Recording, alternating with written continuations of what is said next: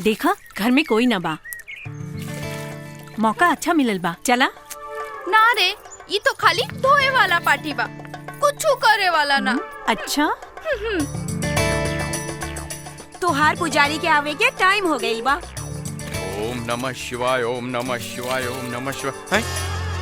ओम शिव शिव शिव शिव शिव। ए, लौकत नहीं खे, पूजा करे जाता नहीं, अशुद्ध कर देले। आओ दिन तो सटवा उड़ के चल आयल है, तो हमार पठनिया शुद्ध ना भइल रहे। हाँ तो हवा से उड़ के चल गई होई। तो पनियो हवा से उड़ के चल गई। हर काम जान बूझ के करेला सन, अनजाने में ना। तो ठीक बात, तो पूरा नहाइए के जोते हैं। क्या करता रे? पूरा नहा के जो रुक बे। ले ले पूरा नहा के जो। रुक चला, रुक तो पंडित आई चढ़ा होता नहीं है। रुक लाइका से लाइकी, लाइकी से लाइका, बड़ से छोट और छोट से बड़ आदमी कैसे गायब करल जाला, आई सीखी। बंद कर, झूठ मूठ के खेल के लिए बाड़े है फालतू। ऐसे बढ़िया तो हम दिखा दे रे। महाराज के बेटा हुआ ना, एक जादू दिखा दे, महतारी क्रिया खाता नहीं, मुझवा अपन कटा दे, नहीं तो काट दे। चल दिखाओ तनी, आई 1 मिनट खाली देखते हैं। हाँ, जमूरा हाँ भाई लो आ गईले बड़का जादू दिखावे। अरे ना चुप रवि का भाई लो आज गइल सोएब के मुंह। का हो जादूगर, जवन काम ये आंख बंद करके कर दी हैं, तू आंख खोल के कर देबा। जादूगर पानी, ई तो हमारा बाएं हाथ के अरे खेल बा, अरे सिंपल 1 मिनट में। अच्छा हाँ सोच ला, सोच ले नी। मूछ कटा जाई।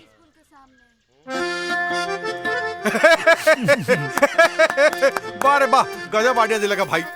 आज से तोहरा के जीतल जरूरी बा भाई, काहे कि आई तोहार मूछ बड़ी सही लगता। ई का हो? मरचा के पाउडर। मरचा के पाउडर ई का होई? ये आंख बंद करके डली है, आ तू आंख खोल के डलबा। आँख खोल के? हाँ ये न शर्त लागल रहा ना। हुसैन अस्तूरा लिया। ना ना। अरे कटवा ले। महंगा पड़ी। अरे कटवा। साले। हाँ कट गई। बड़ा महंगा पड़ी मुझ काटे वाला के, हम विदाई कैसे कहते? इना मानी, अगर कपारो छिलो लोग ऐसे ही ना मानी। ला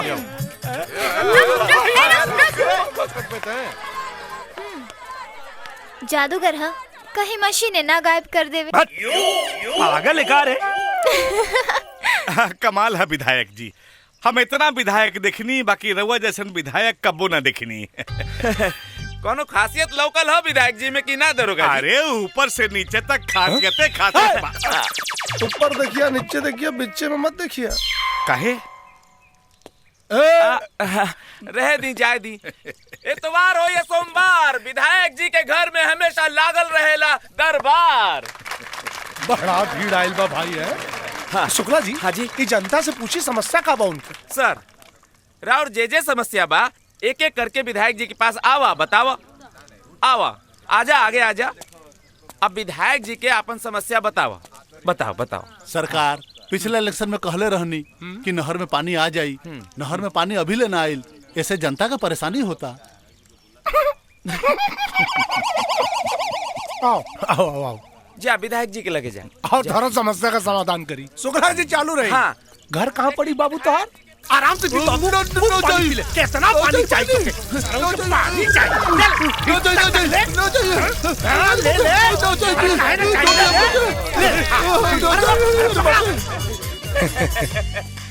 दांत मत चियारा, ताली बजवा। हाँ तालियां तालियां। हाँ, तालियां। धन्यवाद धन्यवाद। आगे। हाँ आगे बताओ। सरकार, चापाकल अभी तक गांव में ना पहुंचल। कितना फुट पे आवाला पानी रे? 120 फुट पे। 120 फीट ना। रुका, समस्या का समाधान होता। सर सारा समस्या भाग गई सर। एकर समस्या सच में गंभीर बुझाता। हाँ सर। हाँ बोला क्या समस्या बा? अरे कुकुरा, चोर कटवा। विधायक जी के गाली देवा था। हम ना गरिया होता नहीं सरकार, ई त ऊ गरियावत रहल जवान हमार ई मुछवा कट ले बा। तो प्रॉब्लम जनून बात तोर बैठी सर। हाँ हाँ और का कहलस? और कहलस हाँ? कि विधायक जी गधा के औलाद हुए। ई मजाल। अरे मजाल छोड़ी सरकार, ऊ तो यहाँ तक कहलस कि विधायक जी के माई केहू के साथे भाग गई और ओकर बाबूजी ओकरा से बियाह कर ले बाड़े जकरा हाथ से केहू पानी ना पियल। अरे तो विधायक जी के बारे में सब कुछ जाने ला। चुप दोगला। नाम नाम बोल, नाम बोल। सरकार ओकर नाम बा कबीर। कबीर आतंकवादी के का मार दहलस, अपने आप के मिस्टर इंडिया बुझाता। एक बेर हमारा हत्थे चढ़ जाए ना, ऐसा ठोकब कि जिंदगी भर खड़ा ना हो पैसा। लागत ना फल।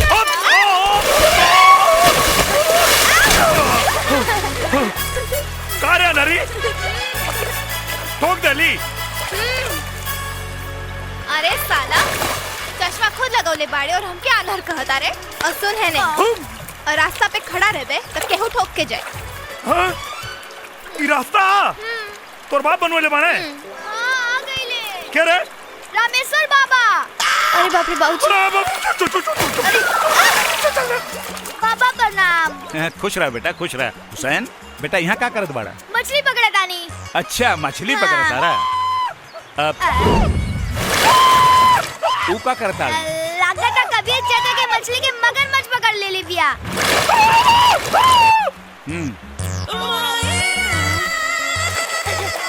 का भाई कबीर चाचा? अरे पता न केने चल गई रे। अरे वो बाड़ी। अरे ए लड़की कम विपद ज्यादा है।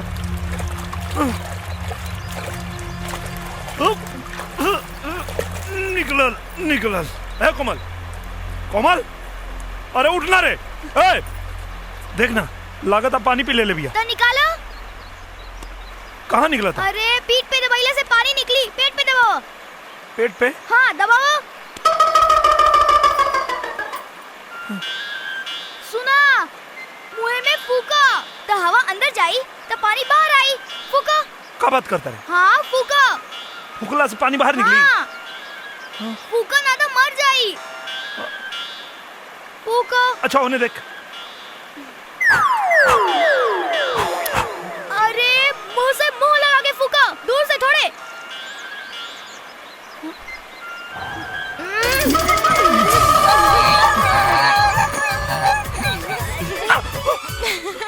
अरे साला अगर पानी निकाले में हमारे पानी निकल जाए। काजल भाऊजी ई का करत रहले है? अब हमारे समझ में आइल कि चश्मा लगा के तू कौन मछली फसावत रहले है। तू एकर शरीर छू के एकरा का पवित्र कर देले।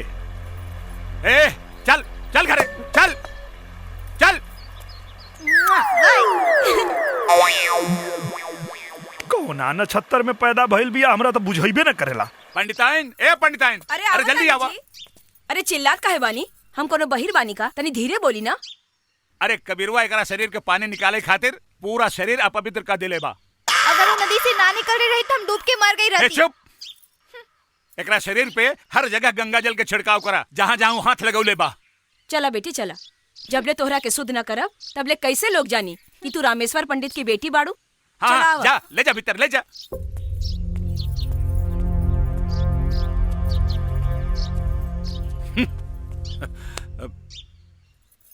कोमल हमके तू ई बतावा कहाँ कहाँ हाथ लगावले बतो के? आँख में माई। रामेश्वर पंडित के बिटिया पोखरा में नहा रहल बिया। अरे पता ना कहाँ ससुर कहाँ कहाँ हाथ लगौले होई। हाथ पे माई।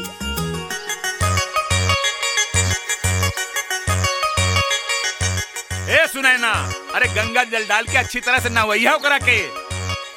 ओठ पे माई। अरे कौनो तो ऐसा जगह होई जहाँ तोहरा के छुवले ना होई। उ ऐसन कौनो जगह नहीं थी जहाँ वो छूले ना होई। चुप। तोहरा बाप बेटी के फेरा में ना हमार धर्म नष्ट हो जाए।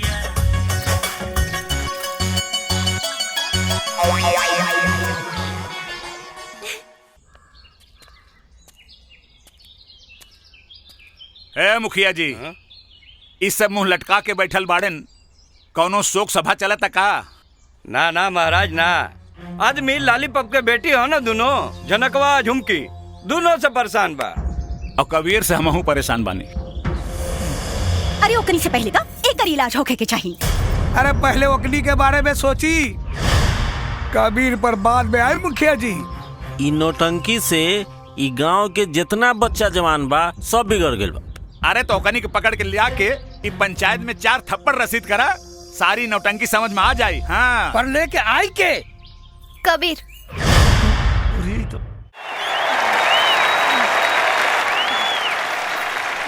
हो गई। तब चला, बचल खेला पंचायत में खेलिया। अच्छा, ढेर बोलबे तो पान खा के थूक दे, सारा ड्रेस के डिजाइन बिगड़ जाए। हाँ? काले रही ना, ये हमारा बस के काम नहीं खे। बना दे रस ना इज्जत की गुटका। और ही कुछ स्टेज पर कह देनी कि नौटंकी बंद मतलब बंद। ओ, नौटंकी केकरो बाप से बंद ना होई। झुमकी के बहिन है जनक कुमारी महतो हमार नाम। अच्छा बुझला? पंचायत से बुला बाबा, चला। इज्जत से आज ही लोग, न तब बेइज्जत करके ले जाए के पड़ी। चला। हमनी का होई जनक? अरे कुछ ना, इनके विधायक की टोपी ना हमार चोलिया में बसल बा। तू बस देखत जा, तनकी सा जोर लगाए कि सारा पंचायत उनका धोती में घुस जाए। लड़की नमस्ते विधायक जी। नमस्ते। नमस्ते नमस्ते। एगो समस्या बा। जमाना कितना खराब बा विधायक जी, सुंदर लड़की भी समस्या में फंस जाता रही। का समस्या बतार? गुलाबो? गुलाबो ना, झनक नाम बा सरकार। अब रवा बीच में ना बोली विधायक। बोले दा भाई हुआ का? अरे ना ना ना, दलाल हुए का? चुप दोगला। अरे लड़की है कौनो ना। वो का हो, हम और हमार बहन खुद के सिनेमा बना के दिखावत रहनी है, पर का करी, ये गांव वाला चाहता रन कि बंद करती। ब्लू फिल्म दिखावत रहलू का? ब्लू सिनेमा ना, शुद्ध देसी नौटंकी सरकार। अरे दोगला, भाई दलाल की बोल के बीच में ना बोले। समझाओ तानी सर। भाई साहब रवा चुप रही ना, विधायक जी के रोमांटिक मीटिंग चल रहा बा, कह रही हूँ सर। काम हो जाए, लेकिन बदला में हमरा के सनीमा दिखावे के पड़ी। हाँ मुफ्त में। तकान यहाँ लिया हुआ, समस्या का निदान बताओ तानी। हाँ? ना समझ लू का? ना। हट पागली। ई का? अच्छा। अरे ई का करे तारा? ना समझ में आइल का? मैं बुरबका बिया का रे।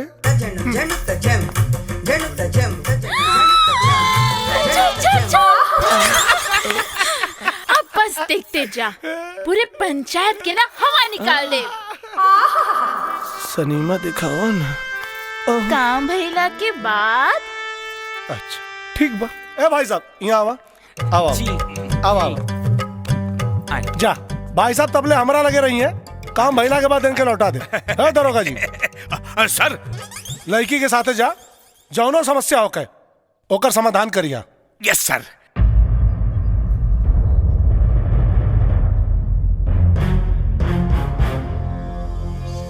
समस्या का बा? अरे देखत नहीं की का, जम्हाई लेत समय हमार हाथ ऊपर चल गई बा, और अब डॉक्टर कहता कि खूब खर्चा लागी, ऊपर से हमार दीदी के शादी के खर्चा। दे दी लोगन, नौटंकी बंद। अरे जा दी, देखी ना भगवान खुद ही का नौटंकी बंद करा देलन। अरे अरे ऐसे कैसे? हम ना नाच सका, पर हमार दीदिया तो नाच सकतिया ना। अब इलाज और पेट भरे खातिर कुछ तो करे के ही पड़ी। इज्जत बेच के अपन पेट भरवे का? ए, इज्जत हमार जाता तो तोनी के काहे फटता? जबान संभाल के बात कर, ये पंचायत है, तोर घर ना। हमरा घर के बारे में कुछ मत बोलो, अनाथ कही के। धड़क! और जोर से बोली, सड़क से उठावर लड़का के बाप ना कहा जाए। कबीर हमार बेटा, हमार बेटा। अच्छा तो एक बेर बस काकी कह देस ना तो काल से नौटंकी बंद, नहीं तब बंद करे के खर्चा रउआ लोगन के जेब से निकाल ले। माई एक बार कह दे कि कबीर भैया तुम्हार बेटा हवन। झूठ बोल के हम नरक में जगह न बनाई। पति की अवहेलना कैला से स्वर्ग में जगह ना मिल जाएगी। ए, बोल तोरा नौटंकी बंद करे खातिर कितना पैसा चाहिए? 5 लाख। और अगर तोर बीमारी झूठ निकलल तब? 5 लाख ईदी। ठीक बा, लेकिन रउआ पैसा का इंतजाम ना कईनी तब पगड़ी उतार के चप्पल के झाड़न बना ले। कबीर बेटा, जब आपन आपन न हो सकेला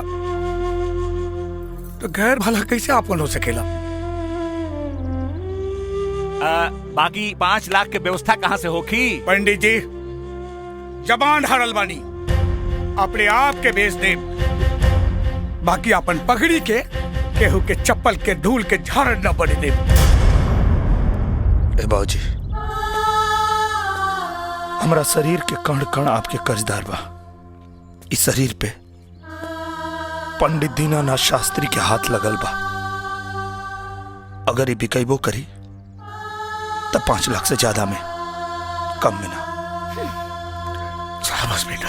अरे समस्या से निकाले में ही दरोगा हमने ये फंसा देलस। खोल के बतावा सर। हाँ, मतलब खोल के बतावा, बात बुझाई ना। अरे मास्टर जी 5 लाख देवे खातिर तैयार हो गए। पर ई दरोगा बीच में टपक के ई कहले कि अगर झूठ पकड़ा गई तब 5 लाख हम दे। एक मिनट हटा, का दरोगा? अरे दरोगा ना साले दोगला बड़े, का जरूरत रहो जब? अरे समझावा, तू ही एक समझदार आदमी बाड़ा बस। हाँ सुनी, बात अगर बिगड़ जाए नू तो विधायक जी बनी खुद अपन 5 लाख रुपया रहुआ के दे दे। हाँ। बीच में बोला के क्या काला सा बीच में बोला के? ए हमार गुलाब, अब दिखावा ना सनीमा। समस्या से निकलने के बाद बुझनी हम अबो कहता नहीं, ये मास्टरवा 5 लाख रुपया दी कहाँ से? मास्टरवा अब अपना बिटिया के बेचे या बेटा के? फूलचंद पाड़े के जाल में तब फंस गई लू। अब बीवी का मोबाइल मिल गई बा तो ढेर पकड़ पकड़ कर बे। चल फोन रख। नमस्ते मुखिया जी, सरपंच जी नमस्ते। ली विधायक जी बैठी। कहा चच्चा, का जरूरत है और नौटंकी वाली के मुंह लगाऊ लेके? 5 लाख रुपया कहाँ से देबा? नौटंकी कैले बिया और नौटंकी के कोनो पैसा ना होला। तोहनी के कैसे मालूम कि वो नौटंकी कैले बिया? अरे बीच में मत बोला सन। बैठ जाए। सॉरी सर, बैठ जाए सर। चच्चा, अगर बीमारिया सही निकल गई तब का कर पा? 5 लाख रुपया दिया ही। अगर झूठ निकलल तब? तो 10 लाख रुपया विधायक जी दे दी हैं। सॉरी सर, सॉरी। पैसा तोहनी जैसन लालची आदमी के लालच है, और यहाँ बात मान सम्मान के बाद कुछ और बोला। अच्छा, कुछ और? हाँ, शास्त्री जी का जूता और हमार सर। विधायक जी अगर बात सही निकलल तब? तो विधायक जी के जूता और शास्त्री जी के सर। हे शास्त्री जी, बेटा अगर जूता कपारे पे रखवा देना हमरा क्या करिए? 5 की जगह 15 लाख दे। हाँ, घर तक संभालता नहीं के चलल बाड़े लोग पंचायत संभाले। चला रे सर। आई सर। माई ये का कर दे ले तू? बड़ा भरोसा बना तोरा बाबूजी के अपना बेटा पर। वह भरोसा के क्रिया अगर हमार बेटा हार गई तो भगवान के दरबार में अकेले से कहता के तोहरा प्रमाण देवे के पड़ी। अगर हमरा सुहाग के पकड़ी गिरल ना तो जहर खा के जान दे दे। हट माई। माई काकी। अरे मर्दे, उदासी ना ठीक लागेला तोरा चेहरा पर। कबो कबो कोनो बात दिल में भाला के तरह चुभ जाला यार। ओकरा खातिर एगो रास्ता बा हमरे पास। पंडियो जी के सहमति बा और ऊपर सोचबा तो एकदम सही रास्ता निकल आई। कौन रास्ता? कोमल से ब्याह कर लो। कर तो ले यार, लेकिन हमारा जीवन में औरत के प्यार नहीं के क्यों जन्मा के दरगाह पे फेंक दिया, क्यों अपना के प्यार न दिया। कोमल से जान से बढ़ के प्यार करी ले, कहीं वो ठुकरा दे तो जीते जी मर जाए यार। कबीर, अगर फिर आगे कब ऐसे कहला तो एक थप्पड़ मारे, बिना बियाह के पति कहे लगबो। मार।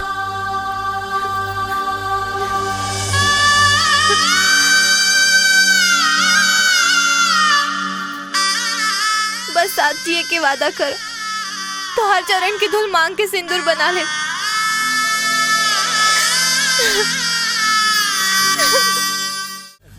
कबीर चाचा, वो झनक के हाथ सही बा। तोरा किसे बता रे? बाजार में स्वेब सब्जी खरीदे देख ले। हाँ कसम से हमके देखला हाथवा ऊपर को लेलस। हाँ जैसे वो मदारी के ले रहे। फिर बोलबे ना तो हमारा मुहा बोमा पुल हो जाई। मजाक सही नहीं खे, बात सही भी हो सकता। एक काम कर लो, पूरा गांव के झनकवा के द्वारे जुटावा, और हाँ विधायक जी के जरूर बुलैया। पर करबा का?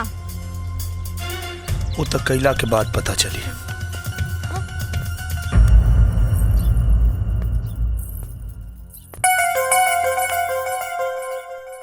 नौटंकी करतारी। देखो कबीर, पास मत आवा। कबीर देखो, हमरा के छुओ मत, ना तो हम बाबूजी के बुला देब। बाबूजी की का बोले भी? इलाज हम करब कि तोर बाबूजी करिए? कबीर देखा, ये तो ठीक नहीं के करत। कबीर हम सच कहतानी, बाबूजी के बुला देब। बाबूजी के का बुला के करबो? तुहार इलाज देखा कैसे।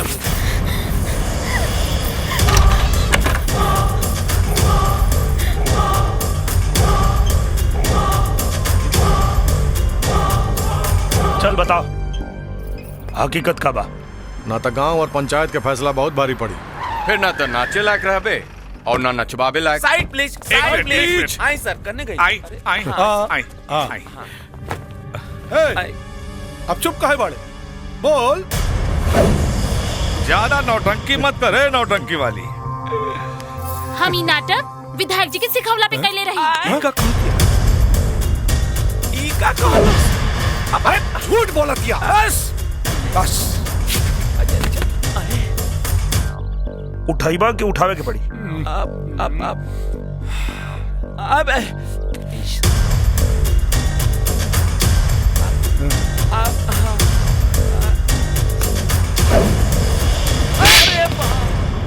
एक बात कान खोल के सुन ले, जवन पूर बाप के जवान बेटा होके ना, ओकरा के कब्बो कमजोर समझे के गलती मत करी है।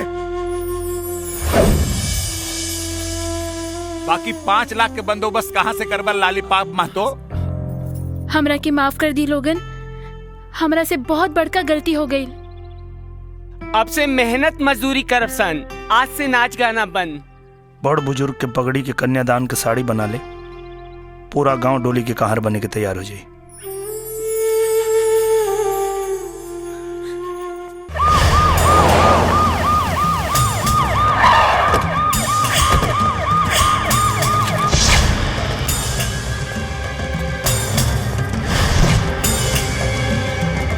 जीजा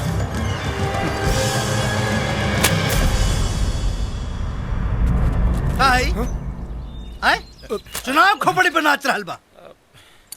अब चुनाव चिन्ह जूता होई का? हम वैसे रहनी मंत्री जी। पलटे के चक्कर में विधायक जी पलटा गई नहीं है। हाँ है जी। है ना? यस सर। अरे साले वहाँ खड़ा होके का बाबा जी का घंटा गाड़त रहला। अरे साला, हमके अगर टेंशन में ब्लड प्रेशर हाई हो गए बवासीरो। तू साले हमरा के ना मंत्री जी, कम से कम वर्दी के तरह वाली लिहाज करी। ई लोग के चक्कर में ई दरोगा दोगला बन गया है।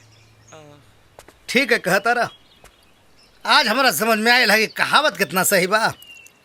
जोरू का भाई एक तरफ और सारी खुदाई एक तरफ। सही कहा तानी जी। आइए, आप यही की कमी थी, सुपारी दे रहे। दीदिया चुप रहा।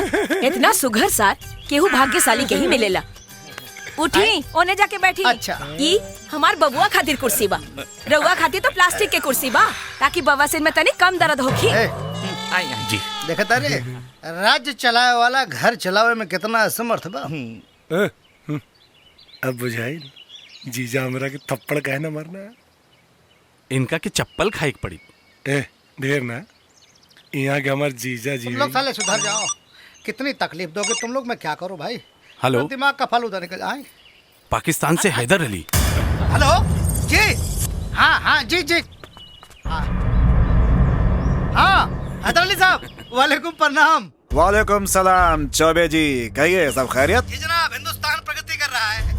चुनाव नजदीक है। अब अगर जनता की सहानुभूति मिल जाती तो चुनाव तो हम ऐसे ही जीत जाते। सहानुभूति ठीक है, चलिए कर ही देते हैं हंगामा। दिन और तारीख आपका और काम हमारा। अरे जनाब शुक्रिया। तो लीजिए लगे हाथ, दाऊद हसन साहब से बात कर लीजिए। हाँ दीजिए दीजिए। वालेकुम प्रणाम हुजूर। 14 अगस्त का जवाब होगा 20 दिसंबर।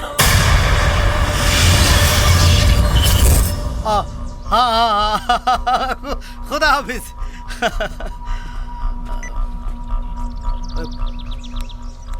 देखला, हिंदुस्तान में रह के डीलिंग पाकिस्तान से करीला। अरे ता जीजा के कर बाड़ा जुत्ता खाए वाले के दीदिया। दीदिया कहाँ बोला बता रही। एक बात बताओ, तोरे सर पे जूता के रख ले रहे? मास्टर दीनानाथ शास्त्री का बेटा कबीर शास्त्री। कबीर शास्त्री तो बेटा कबीर, अब की दंगा में पिला जेबा तू।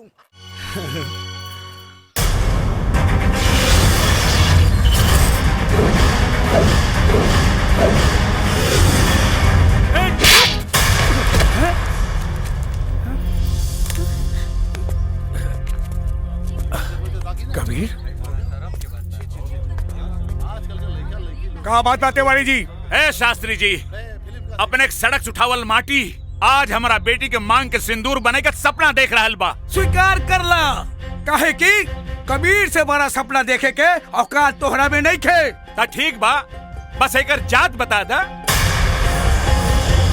तोहार औकात हमारा औकात के बराबर हो जाई। बस हम अपना बेहरारू के कारण बेबस वाली, वरना दीनानाथ शास्त्री का औकात रामेश्वर तिवारी से कहीं ऊपर बा। ए शास्त्री जी, जे मरा जिंदगी भर अपना पत्नी के सामने बेबस रहे, ओकर पोसल लइका हमारा बेटी के हाथ ना पकड़ सकेला। अरे लइका के मजबूती के पता ओकरी माँ के कोख और बाप के मूछ के नोक से होला। हाँ तो नजर उठा के देख ली ओकरा महतारी के कोख और ओकरा बाप के मूछ के नोक के। अगर मान मर्यादा के ख्याल न रहित ना तो राहुल बेटी के कब के अपन महतारी के पतो बना के रख देले रही। गायत्री भाभी, खबरदार खबरदार, अगर हमरा बेटा के अनाथ कहानी तो जुबान खींच ले।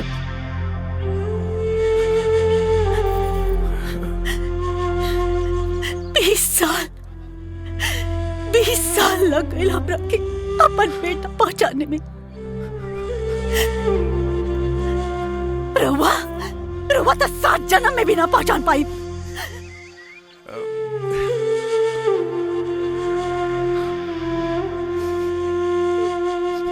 माई बेटा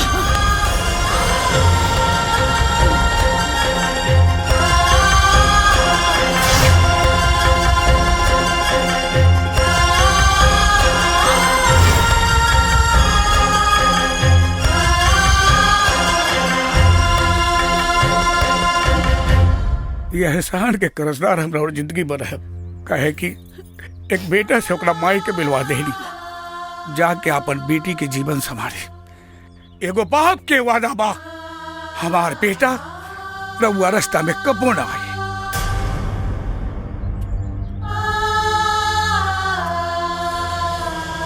बाबूजी रवा रोवा तानी। रे ना रे पगली, इतना खुशी के आंसू बा।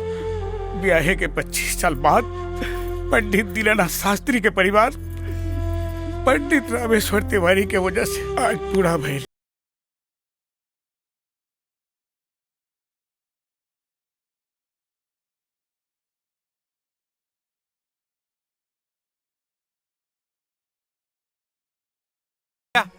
अरे भीतर जा भैया, अब हमने के चलत। हाँ ठीक बा। प्रणाम। प्रणाम चाचा। पंडित जी के फैसला बदल गई का? हाँ, बदलल फैसला ही बतावे खातिर आइल बनी। तब फिर एगो हमार बात सुन ला। हम कोमल के बियाह तय कर देले बानी। एगो पिता से बढ़ के बेटी की क्यों प्यार करिए नहीं कह सकत। हम अनाथ प्यार के मतलब का समझी। अपने के बेटी हमरा के प्यार के मतलब समझा दे। अब देवता मंदिर में रहे या घर में, का फर्क पड़ा था। वो हमरा के हमरा माई से मिलवा देली। अगर हम उनका के अब उनके पिता से ना मिलवा पाई तब बहुत बड़ गलती हो जाए। कहीं तोहार यकीन तोहरा प्यार के झूठ में ना बदल दे। प्यार के दूसर नाम विश्वास होला चाचा, और हमनी के प्यार के बुनियाद तन पे ना मन पे टिकल बा। कसम कोमल और कबीर के प्यार के। अगर हमनी के जज्बात अपने के फैसला के बीच में आए तो हमनी के प्यार प्यार ना पाप होके। कबीर,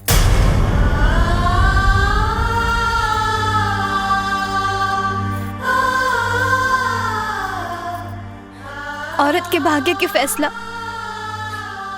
हमेशा मर्द ही करेला।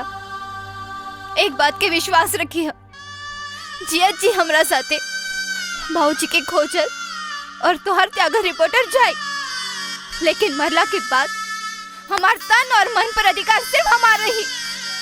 और हमरा साथे ई गांव के एगो निकम्मा जाहिल अनाथ कबीर के याद जाए।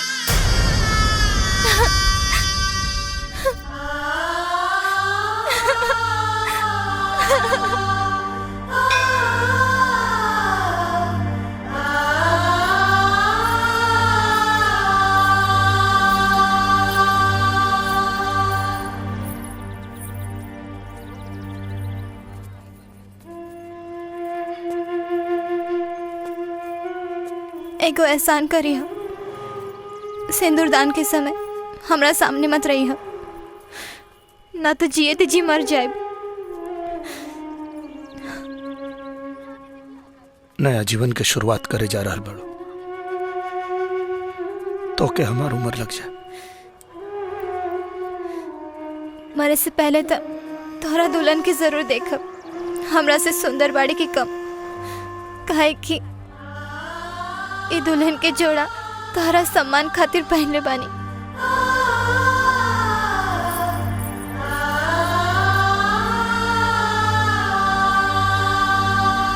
ओम गजाननं भूतगणाधिसेवितं कपित्थजम्बूफलचारुभक्षणं उमासुतं शोकविनाशकारकं नमामि विघ्नेश्वर पाद पंकजं। मंगलम बजरंगी, घीव कहाँ बा? मंगलम पुंडरीका। का भेल पंडित जी? ठीक बा, अभी ले आवा तनी। हाँ तनी जल्दी ले आई हो, ना तो मुहूर्त का टाइम बीत जाई। ओम शांताकारं भुजगशयनं पद्मनाभं सुरेशं स्वाधारं जगन्सदृशं मेघवर्णं शुभांगं लक्ष्मीकान्तं कमलनयनं योगिनिजानगम्यं वन्दे विष्णु भवर सर्वलोकैकनाथं। ओम श्री अग्ने नमः। अरे हाँ हाँ देखो तो होने कहा रे। चल चल। सर्व मंगल मांगल्ये शिवे सर्वार्थ साधिके शरण्ये त्र्यंबके गौरी नारायणी नमोस्तुते। ओम आपदामपहर्तारं दातारं वक्रतुंड महाकाय सूर्यकोटि समप्रभ।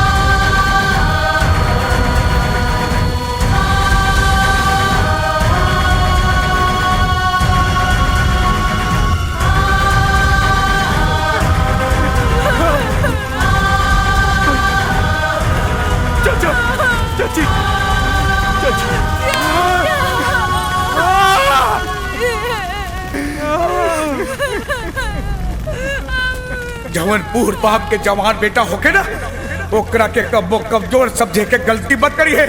कबीर हमार बेटा 20 साल लग गए हमरा के अपन बेटा पहचाने में। नैना नैना चाचा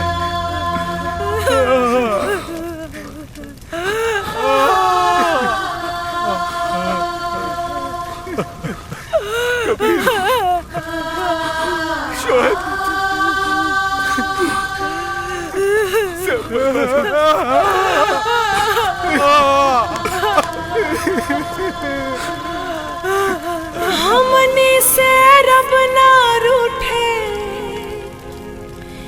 ई साथ नहीं छूटे कबो टूटे नहीं डोर से पतंगवा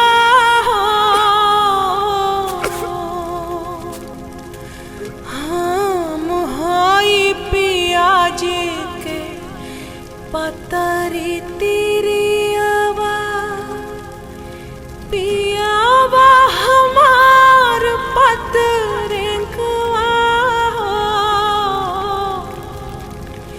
पियावा हमार पतरेंगवा।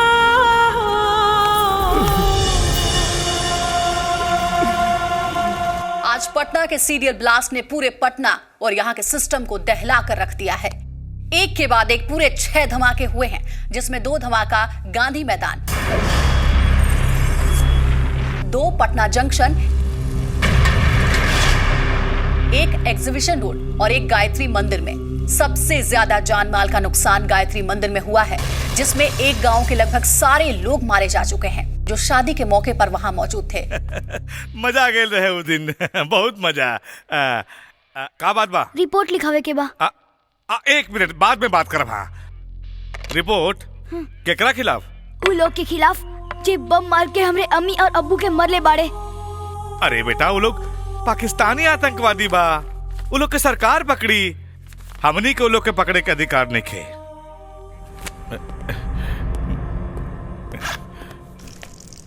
अरे ये क्या करता रे? हाँ? अरे साहब देखिए मुंह तता ई का कैले? हमार अब्बू कहत रहे जे थाना में थानेदार रह के थानेदारी ना करे उ थाना ना पिसाब खाना होला। साले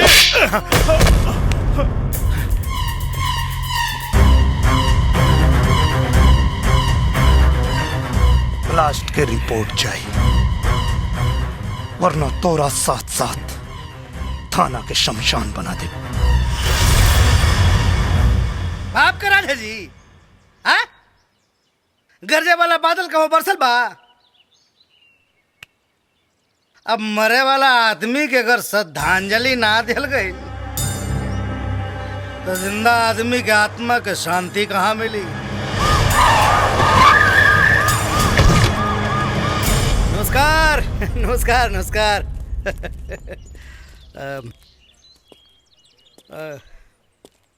नाराजगी जाहिर बा, हम बूझ रहल बानी, बाकी मुआवजा के रकम बहुत जल्द पहुंचावे के हम कोशिश कर रहल बानी। मुआवजा के रकम पहुंचला से मरे वाला वापस आ जाई ना? ये तो हम अच्छी तरह से जानता नहीं। क्या नाम है तुम्हारा? कबीर। तो थाना के फूंक के और दरोगा के मार के मरल आदमी को तू जिंदा कर लेबा? जिंदा ना हो जाई, लेकिन गुनहगार के सजा दियाई तो आत्मा के शांति भेटाई। अरे तो आत्मा के शांति लगा करिए अपन जान दी साले गवार। मंत्री जी चुप! एक शब्द ना तो दफा लगा के तना ठोकवाई कि बुढ़ापा जियान हो जाई। कानून बड़ा होला, आदमी ना। अगर मरे वाला के एहसास ना रहित ना तो इतना ठोकवाती तोहनी के कि देख नक्शा बिगड़ जाए। पुलिस वाले पे हाथ नहीं बताए, हाथ काटे। 4 गो वोट का दे देना लोगन।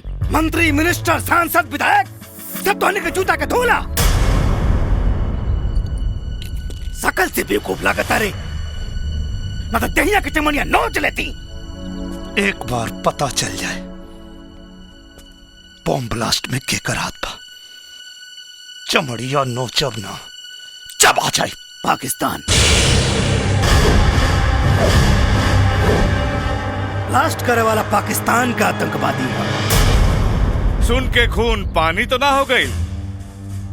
अरे महाराज, पहले ही तो पता कैला कि अनाथ के देह में खून बाग की खाली पनिया से काम चलाता। खून पानी के पता वो दिन चली जब ब्लास्ट करे वाला के लिया के एजा और अगर ना मर लेना तो फिर अनाथ के साथ साथ नाजायज भी कहीं भी। हाँ, ना तो फिर शहीदे में नाम लिखाई और ना तो फिर नाम दर्ज होई। चला। हाँ मंत्री जी, जीवन और मृत्यु ऊपर वाला के हाथ में होला, लेकिन बॉम्ब ब्लास्ट कोनो आदमी करे लेवा। ब्लास्ट में मरे वाला एक एक आदमी की कसम खा के कहा था नहीं, ब्लास्ट करे वाला के यही धरती पे लिया के मारे। काहे कि बम के धमाका ही ना चिन्हेला कि मारे वाला हिंदू है कि मुसलमान, और यह बतावे खातिर आ रहल बानी पटना से पाकिस्तान।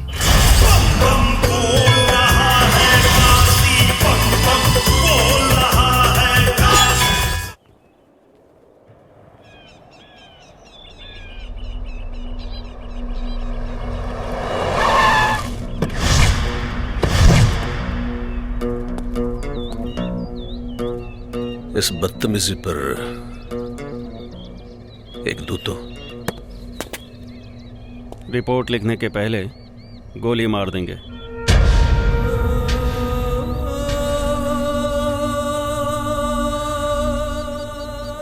कमबख्त हंसी भी उस वक्त आती है जब हमें किसी पर गुस्सा आता है। गुस्से को दबा के रखिए, गर्मियों का मौसम है, फट जाएगा।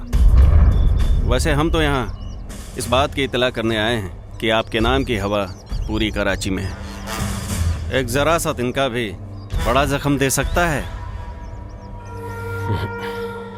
दवा की जरूरत नहीं पड़ेगी, और अगर पड़ी भी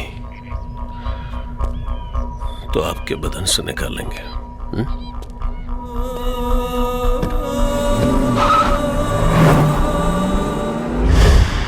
एक सबूत मिल जाए फिर तो ऐसी चोट दूंगा कि उड़ते हुए पत्तों से भी डर लगेगा।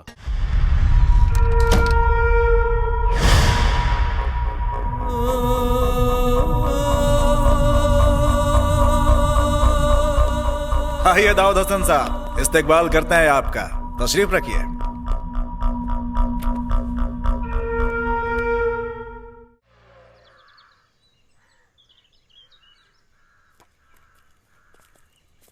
कबीर चाचा, हम चलब तोरा संगे पाकिस्तान। और कहीं तोहरा चलला से तोहर कबीर चाचा कमजोर पड़ गए तब? कमजोर ना पड़ी देव चाचा, काहे कि अगर बचपन में माँ बाप की साया सर से उठ जाए तो लड़का बचपने में जवान हो जाला।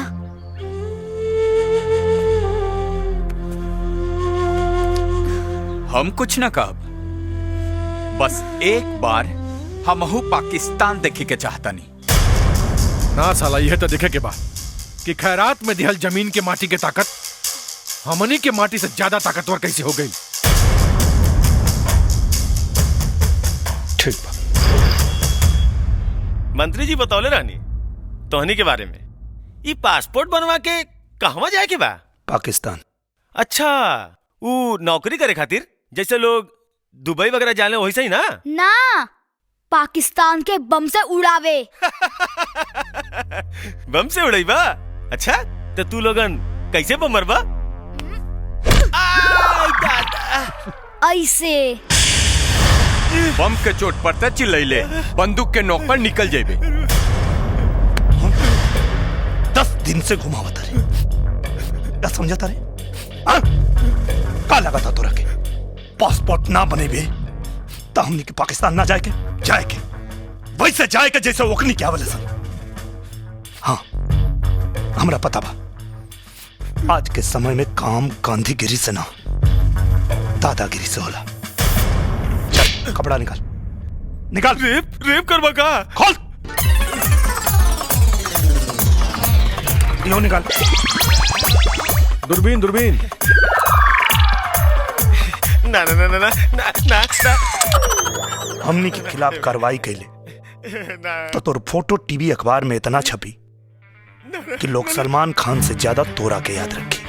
पाकिस्तान तो हमनी के जाएगी और वहां जाए से तोरा मंत्री के बाप भी ना रोक पाई।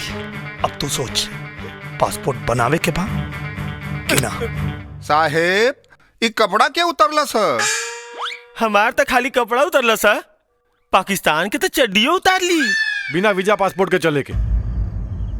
अरे यार बिना वीजा पासपोर्ट के जाइबा तो हमनी में और ओकरी में अंतर का रही? कबीर अरे जनक एगो बात कहे के चाहता नहीं का? शायद वो बात के वजह से वो एहसान के बदला चुका सकी जौन एक नौटंकी वाली के सही रास्ता पे लिया दिलस। बतावा। देखा 20 तारीख के मंत्री जी के जन्मदिन बा। हम मंत्री जी और विधायक जी के खूब निम्मन से जाने तानी। अगर वो लोग पकड़ा गए ना तो पाकिस्तान का अमेरिका पहुंचा दी लोग।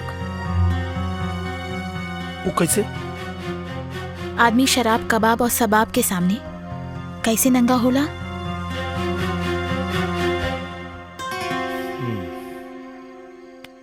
ठीक बा, पहले ही जोखिम हम और शोएब उठावे के।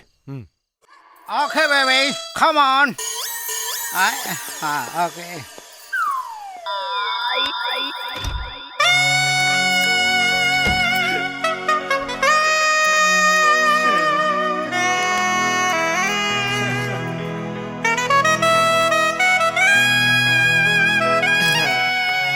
काहे के बुलाऊनी हो?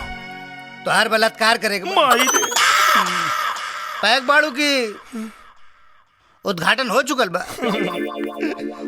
ओ मंत्री जी के रहते दूसर के उद्घाटन करी। सही, एकदम सही। आई ए ऊ का चमक रहल बारे?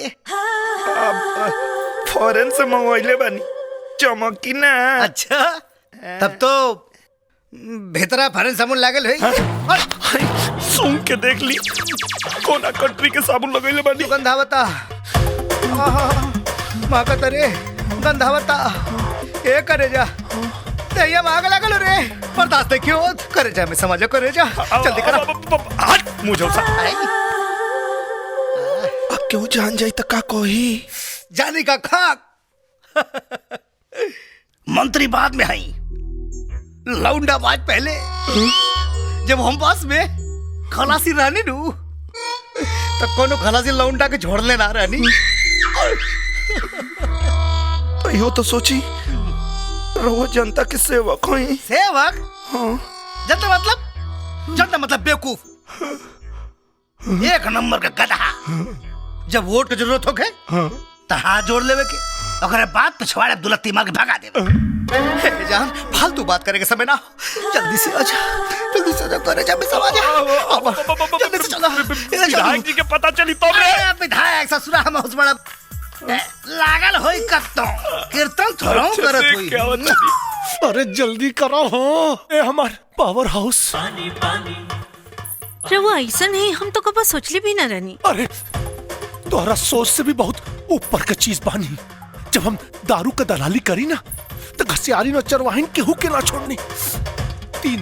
3 बेर रेप के केस में भीतर जाके बाहर आ चुकल बानी। चरित्रहीन नंबर 1 का हाथ में लिख के दे दी हो ना। पहले उठक बैठक करी।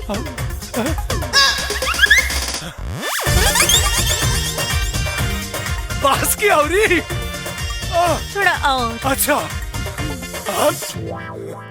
पहले ही से दहिया गरमाइल रहल है, उठा बैठक के और गरमा गई नहीं। एक बेर अरे इतना काम जनता खातिर कैले होती तो आज विधायक से मंत्री ना बन जाती। मंत्री बनले में वो मजा नहीं खे जौन तोरा के पकड़ने में बा। जनता की रउआ के बारे में मालूम पड़ी तो का सोची? सोचेगी जनता अगर इतना होशियार रही तो हमारे जैसा के विधायक नानू बनाए लोग। बातचीत छोड़ा, अब बर्दाश्त नहीं क्यों, जल्दी से आजा, आजा ना।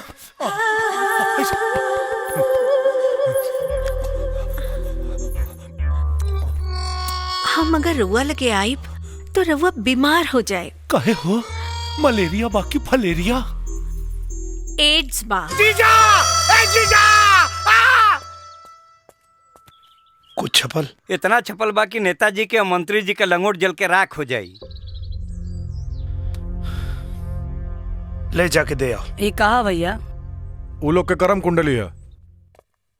आए कहा पहलवान जी, ये हाफ टिकट लेके कहाँ घूमता रहा? संग्रामपुर पंचायत से रोवा लोग के करम कुंडली आइल बा। करम कुंडली? हाईली सीढ़ी देख ली। कबीर भैया पंचायत में इंतजार करा तरन।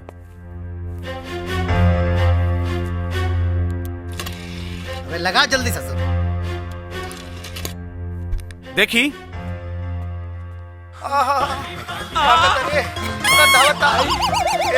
जीजा मतलब बेवकूफ, एक नंबर का गधा। जब वोट की जरूरत है जीजा, अरे तू तो नेता से अभिनेता बन गई। अरे साले जान बंद कर पर पांच तलाक हो जाए। पकड़ने में मालूम पड़ी तो क्या सोची? अरे साले बात का सबक इतना होशियार रही। अरे साले माई के पेटवा में कैसे रले साले?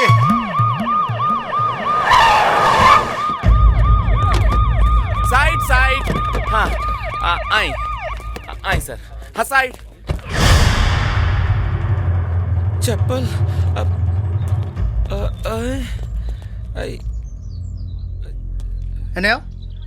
ये सब कहा रे? जीजा जी पब्लिक का मिजाज ठीक नहीं खिलाकर चुपचाप निकल चले। जूता चप्पल से डरा गए। जिंदगी भर विधायक रहा सारे को मंत्री ना बन पाई। जियो शेर। जीजा जी हम रउआ के प्रधानमंत्री बनल देखल चाहता नहीं, और रउआ आगे बढ़ी। हाँ जाए।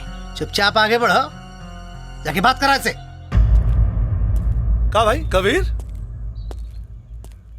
कहा नौटंकी होता है सब है? यही जगह बतीबा के अंदर चल के बताई। भीतर है ठीक रही। चला आवा।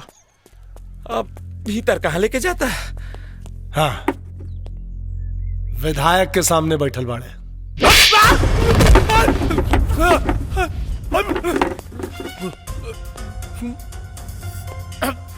विधायक के सामने ना, नालायक के सामने बैठल बनी, वो सबूत के साथ। समझ में आई? हाँ? अब सब समझ में आ गए। अब सही आदमी भैया सही काम नु करी। हाँ? सही सोच ले होगा। जीजा जी के भेज रहा पानी। अब भैया जवन काम मंत्री जी कर सकन और मैं विधायक के काव काम हो जाए भैया पक्का। हाँ, आ गई। अभिलम्हा के कड़ुआ तेल ढेर फैलत रहना। कुल है गड़ी 2 मिनट में निकाल देनी है। वो आवाज कैसन आइल है? रजिस्टर गिरला के? अच्छा रजिस्टर। समस्या बड़ बाउक। हम ठहरनी विधायक, रहुआ मंत्री, 2 मिनट में सुलझा दे जाए। ओके डोंट वरी।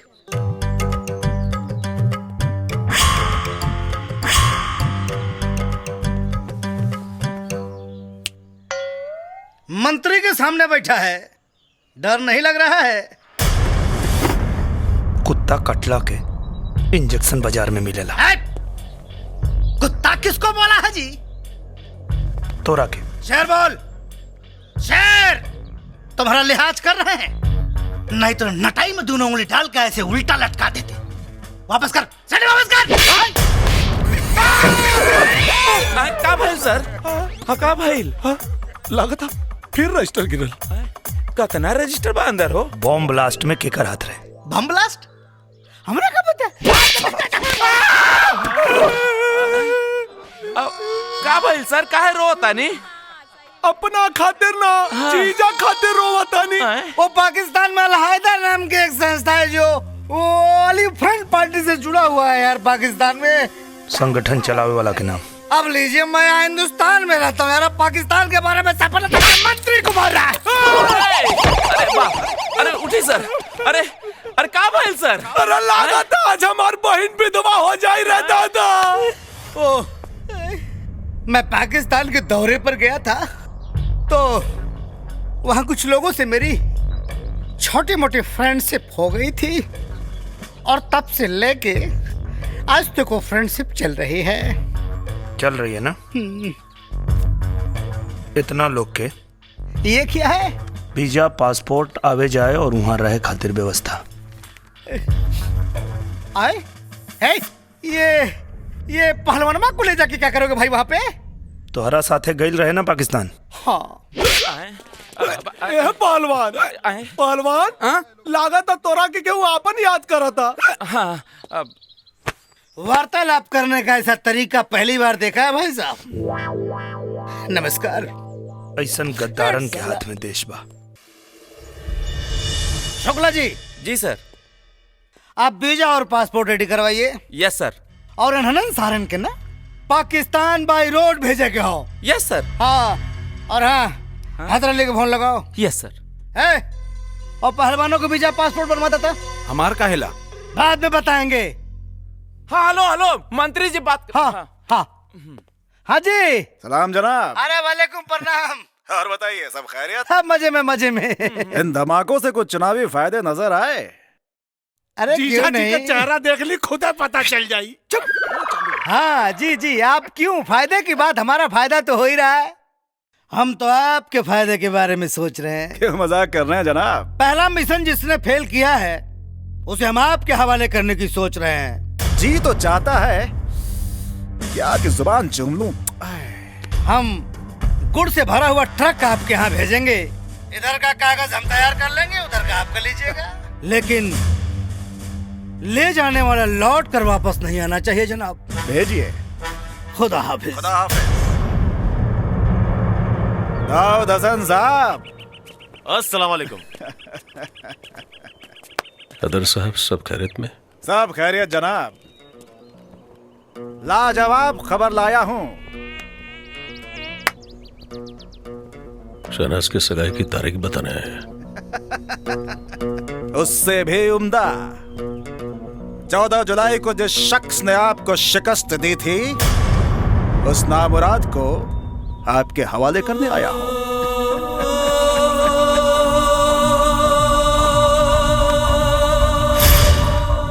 खुदा की कसम हैदर साहब,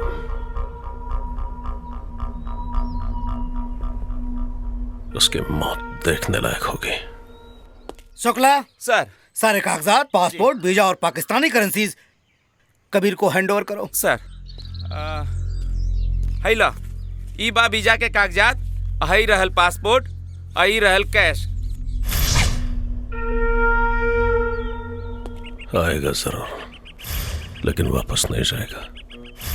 पाकिस्तान के दामन को जो दाग लगा है कि पाकिस्तान आतंकवादियों को हिंदुस्तान भेजता है, वो दाग हमेशा के लिए मिटाऊंगा।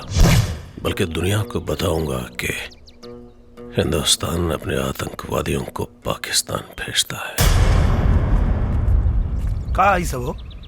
एकरा में देसी कट्टा, देसी बम यूपी, बिहार, झारखंड के हर जिला से आयल बा और जाके पाकिस्तान के तू लोग दिखा दो। ये हथियार पाकिस्तान के अमेरिका से खरीदे के पड़ी कि ये हमरा हर गांव गांव में बनेला। हिंदुस्तान के तो बातें छोड़ा, खाली यूपी बिहार चढ़ गई लू था, दुनिया के नक्शा में पाकिस्तान हमेशा ला खत्म। सब हथियार पे गुड़ चढ़ा हुआ। देखा था नहीं कौन साला पकड़ा था।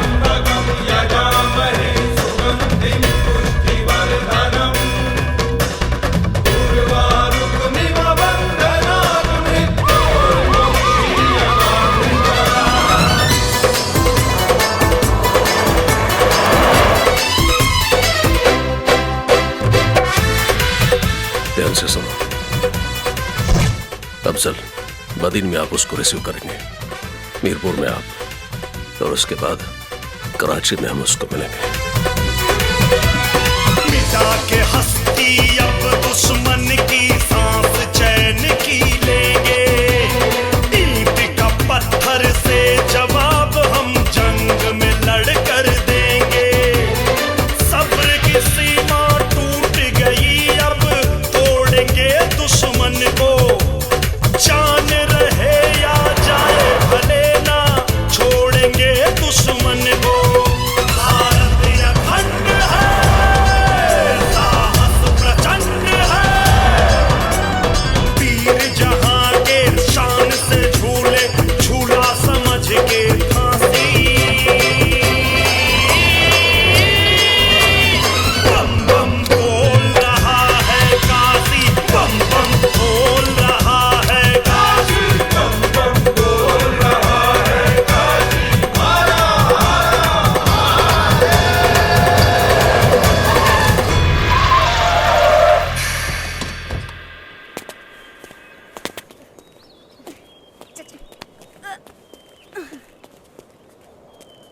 तुम सब में कबीर कौन है?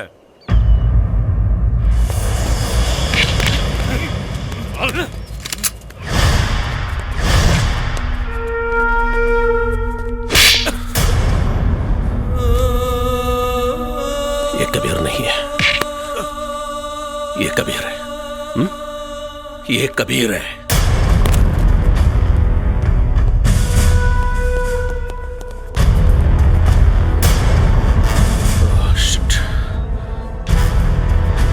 जाओ उस कुत्ते को पकड़ो।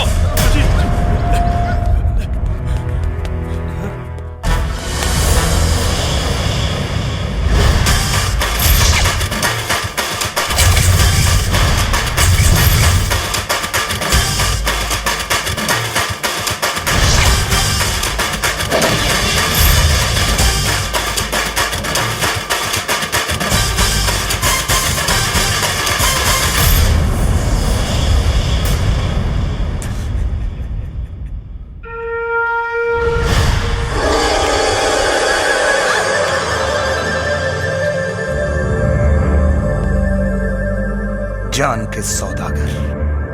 अगर मर्द का बच्चा है तो माशुका की हिफाजत करके दिखा। सिर्फ पाकिस्तान का नहीं, तेरे घर के कोने कोने का पता लेकर आए हैं। मेरे शहनाज को औरत को छोड़ दो, अगर मर्द है मुझसे हाथ मिलाकर देख। हाथ मिलाने नहीं, तुझसे लात मिलाने आए हैं। चाहूं तो तुझे यही ठोक दूं, लेकिन मेरे भारत माता की जमीन तेरे खून की प्यासी है। तुझे ले जाकर उस जमीन पे ऐसी मौत मारूंगा कि तेरे मौत के खौफ से दहशतगर्द पैदा होना बंद कर देंगे। बाहर जो ट्रक खड़ा है उसमें गुड़ नहीं, हथियार है। अब सोच, हथियार मंगाने की क्या सजा होगी। हम हिंदुस्तानी पैजामा सिलने से पहले मूतने की जगह बनाते हैं। और अब तुझे मुताएंगे। चल बेटा।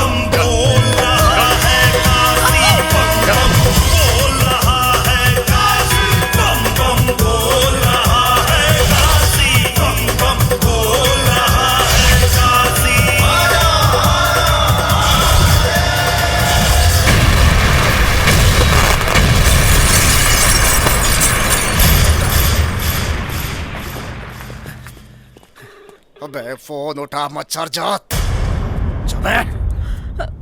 हमारी शहनाज को कुछ नहीं होना चाहिए। अरे बेगम साहिबा, आप बेफिक्र रहिए, शहनाज को कुछ नहीं होगा। हम उसके अब्बू है ना, कुछ नहीं होगा उसे। हम आपकी सियासत पर अपनी बेटी की कुर्बानी नहीं देंगे। सर, पाकिस्तान से phone sir. Hello, I am Choubey from Hindustan. अबे चौबे फ्रॉम हिंदुस्तान, तुमने ट्रक पे हथियार भेज दिया? अरे हम तो यहाँ से गुड़ ही भेजे थे। अब पाकिस्तान की धरती में वो गुड़ अगर हथियार बन गया तो मैं क्या कर सकता हूँ। तुम्हें तो दौड़ा दौड़ा के मारूंगा। पिछवाड़े में बम नहीं बांध दिया तो नाम बदल दे। धमकी नहीं। धमकी? हेलो, हमारे यहाँ 10 मरता है तो एक मुखिया पैदा होता है। हमारे यहाँ 100 मुखिया मरता है तो एक विधायक पैदा होता है। ली। और अब आप खुद सोचिए कि कितने मादर डॉट डॉट मरे होंगे तब मैं एक मंत्री पैदा हुआ हूँ। सबको दौड़ा दौड़ा के ये लुधियाना से लेकर लाहौर तक नहीं भगाया ना, तो मेरा नाम भी हैदर अली नहीं। इस रूट की सभी लाइनें व्यस्त हैं। कृपया जब तक मामला सॉल्व ना हो जाए तब तक फोन ना करें। टीटी पू पापू टिन टिन टिटों। का भाई ले जीजा कौनो प्रॉब्लम बा का? हाँ, पाकिस्तान के पिछवाड़ा फाट गई हो, तू सीए जाइबा।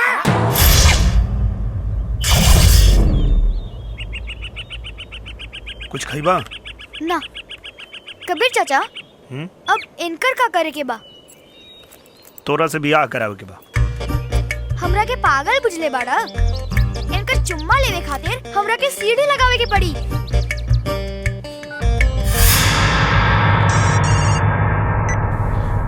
शहनाज, और दहेज में का मिली? शहनाज तुम्हारी आवाज ये खंडहर।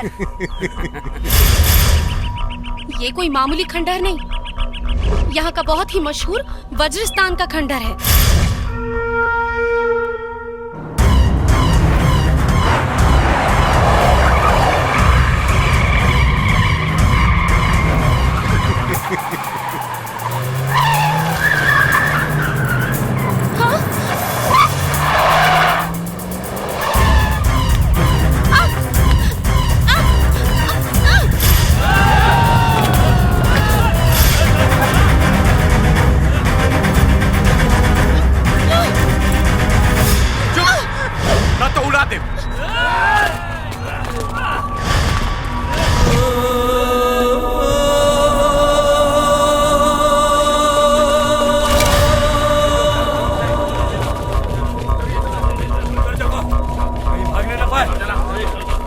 हमरा लागत है सबका राम नाम सत्य ऐसे हुई।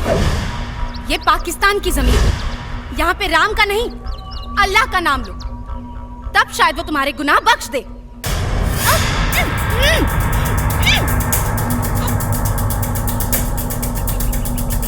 शोएब, बिना बॉल के सिक्सर मारे की पड़ी। इंशाल्लाह।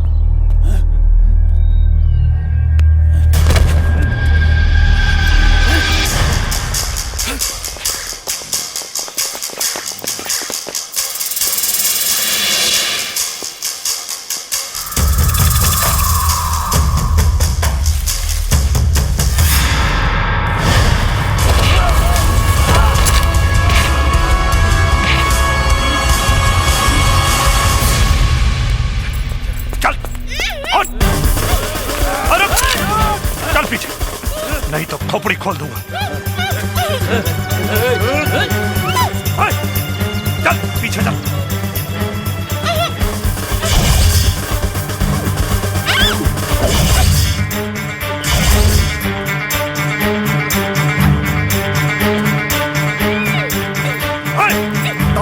वो देखिए शहनाज वहां।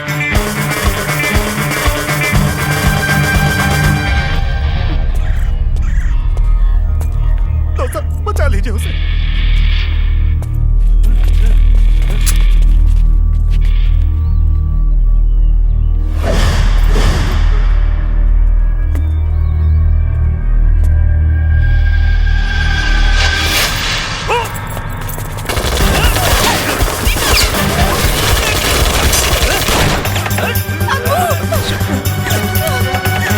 मेरा बच्चा।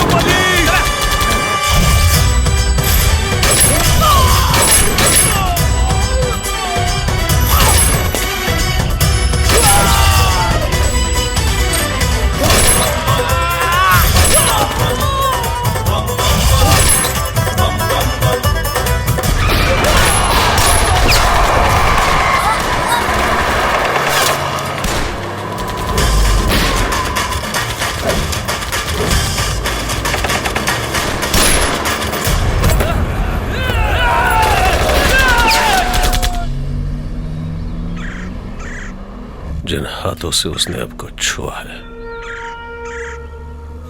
ऐसे काटूंगा कि अगले 7 जन्म में पैदा तो जरूर होगा, लेकिन किसी को छूने के लिए उसके पास हाथ नहीं रहेंगे।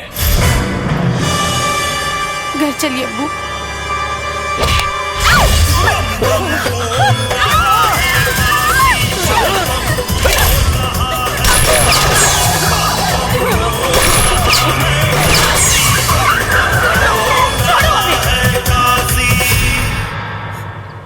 ऊपर वाला भी उसी का साथ देता है जो रमजान में राम और दिवाली में अली को देखता है।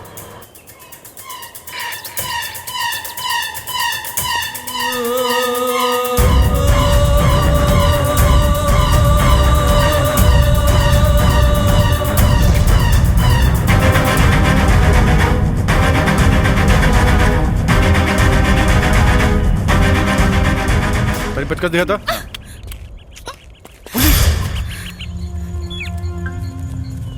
पुलिस बा, पुलिस। इनकी माँ का हमनी की पुलिस से कुछ लेवे देवे के नहीं के। हमनी के टारगेट के होर बा। चलो यहाँ से, चला। चलो तू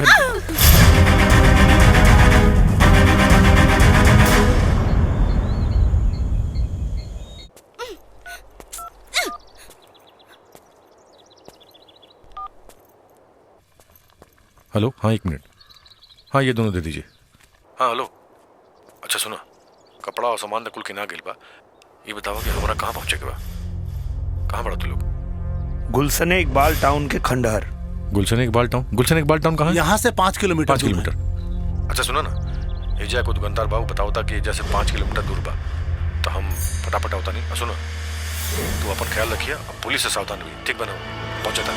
हाँ।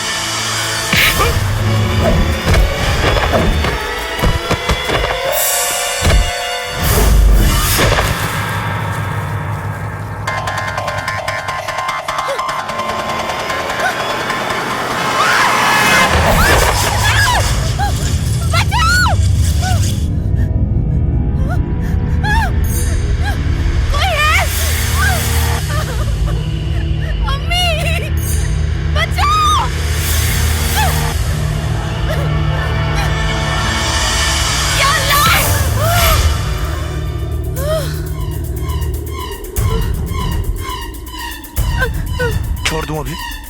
नहीं।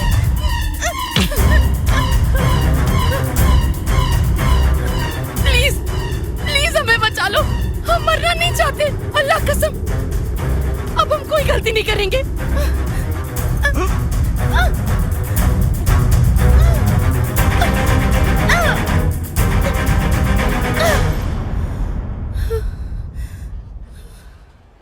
अब समझ में आया जिंदगी और मौत के बीच में क्या फर्क है?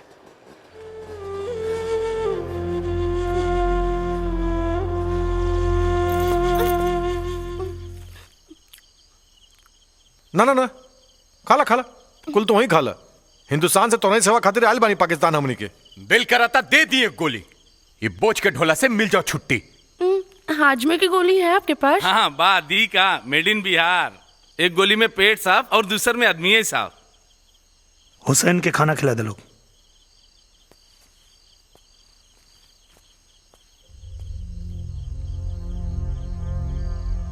कबीर,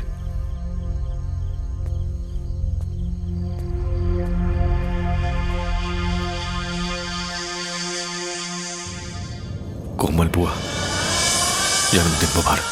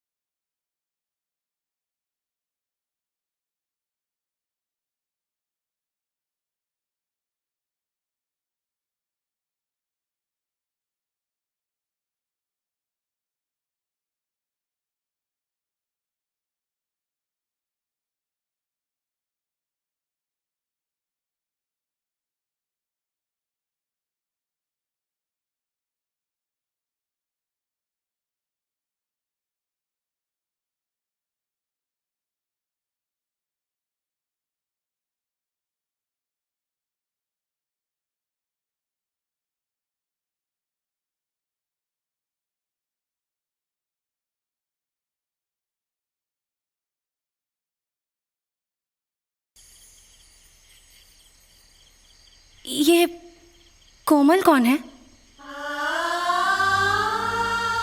गाना गाकर रोने का क्या मतलब है? मतलब ही तो जीवन का मकसद बन गया।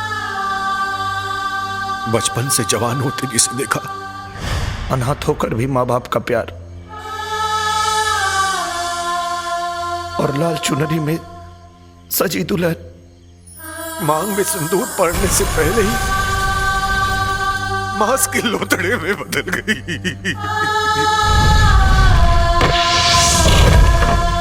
उसी का नाम था कोमल। लेकिन ये सब किसने किया? आपके अब्बू हैदर अली ने और आपके मंगेतर दाऊद हसन ने। नहीं नहीं, ये झूठ है। एक मिनट, आपके कहने से झूठ नहीं हो जाएगा। कागज में लिखे हुए सबूत दस्तावेजों की तरह होते हैं जो सच कहते हैं, झूठ बयान नहीं करते।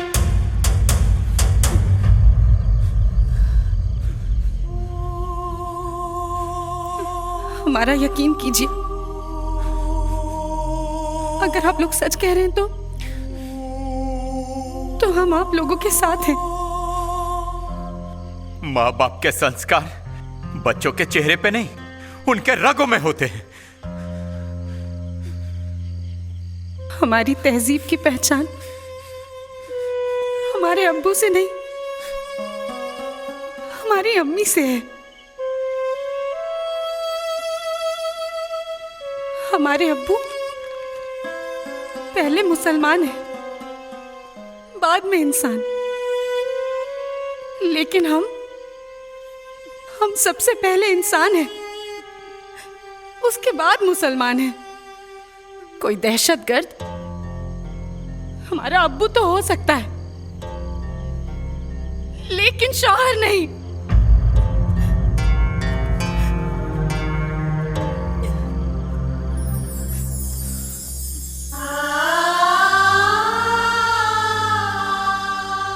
हमारे यहां औरत को देवी का दर्जा दिया जाता है।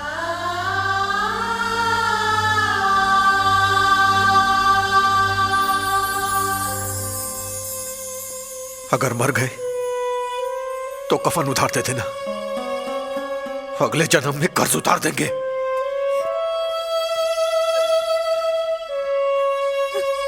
हमारा फैसला बदल गया तो अब उस दिन बदलना जिस दिन हैदर अली और दाऊद हसन से मजबूत हाथ उन्हें मिल जाए।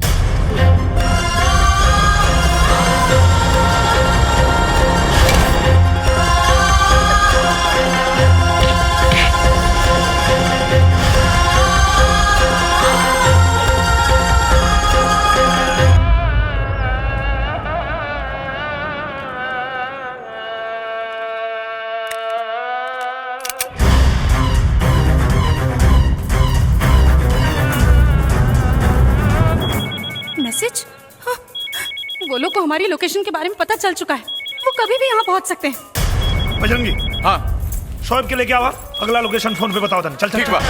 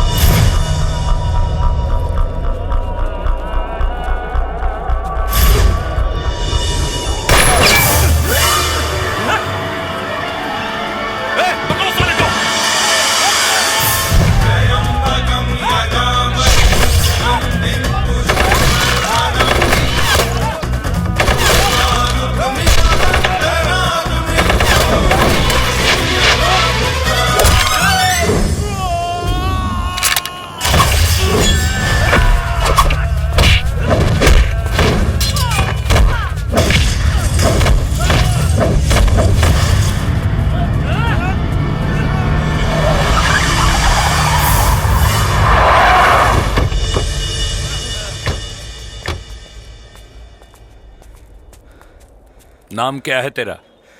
बजरंगी। बजरंग बली का रिश्तेदार है। चल या अली बोल। मेरे लिए या अली और बजरंग बली में कोई फर्क नहीं है। लेकिन गलती से भी मेरे बजरंग बली को बुरा मत बोलना, वरना मारूंगा तो मरने का पता भी नहीं चलेगा। बजरंग बली जय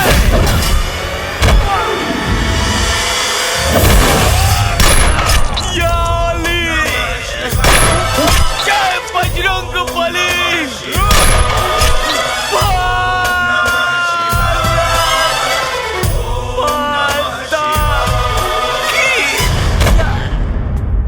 ये बाकी के कुत्ते इधर ही होंगे, चलो ढूंढो।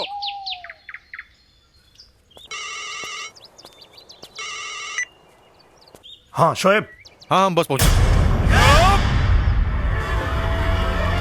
हेलो शोएब। हेलो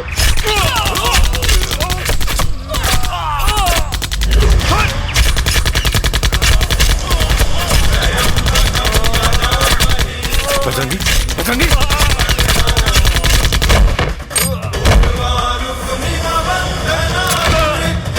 बजरंगी बजरंगी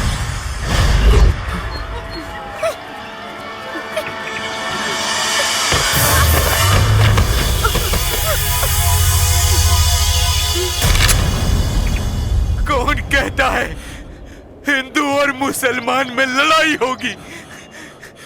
ये हवा भी कमबख्त किसी पाकिस्तानी ने उड़ाई होगी।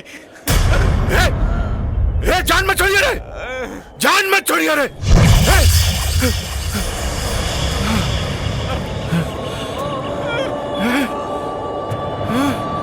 हे बजरंगी, हे बजरंगी, बजरंगी उठा रे।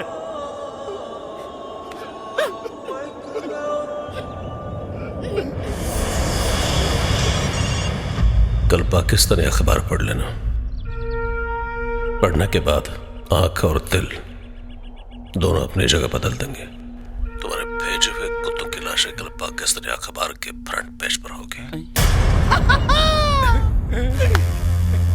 साले साहब चल के गांव वालों के बता देवे ये क्रांतिकारी के क्रांति खत्म। फॉलो मी सर। आइए आइए सर। हाँ हाँ सर।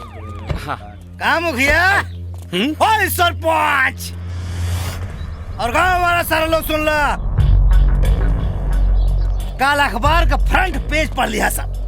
हिंदुस्तान से आए हुए आतंकवादी पाकिस्तान की जमीन पर ढेर। नाम कबीर दीनानाथ शास्त्री, शोएब खान, हुसैन खान, बजरंगी पंडित। यस। अब फटाफट सीढ़ी वापस कर दे लोग, कहाँ से मसीहा टाटा फेस लोड़ा की गए। हे मंत्री, ई हिंदुस्तान के माटी है, माटी कम बारूद ज्यादा होला। ये जब फटी ना तब पाकिस्तान के नामो निशान मिटा दे। ज्यादा बोलेगा साले। साला मसीहा मरेला ना, मार क्या वाला बुझे रे मंत्री। बंद है साला लोग के।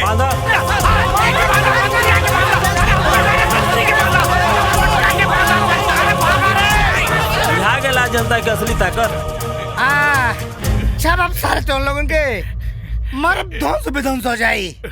मंत्री मुखिया जी, हमर कबीर आ शोएब न जाने पाकिस्तान में कौन हालत में हुई लोग। सरपंच चाचा, ये हमार मन के विश्वास कहता कि वो लोग जरूर लौट के आए, काहे से कि बाबा विश्वनाथ की नगरी की माटी पाकिस्तान के चांद पर अगर गलती से भी पड़ जाए ना तो ओकर दामन से हमेशा से दाग निकाल दी।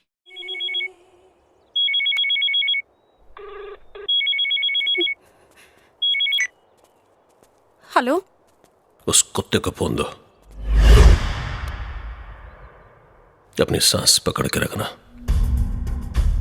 खबर सुनने के बाद जान जिगर से बाहर ना आ जाए। सर पे कफन बांध के चलने वाले जान की नहीं सम्मान की फिक्र करते हैं। कबीर चाचा, तू चिंता मत करिए, हमार जियल इतना जरूरी नहीं है। जितना एकर मरल जरूर बदन के किले के पास पहुंच जाना, पता चलेगा कि असली मर्द की पहचान क्या होती है। आ रहा हूं।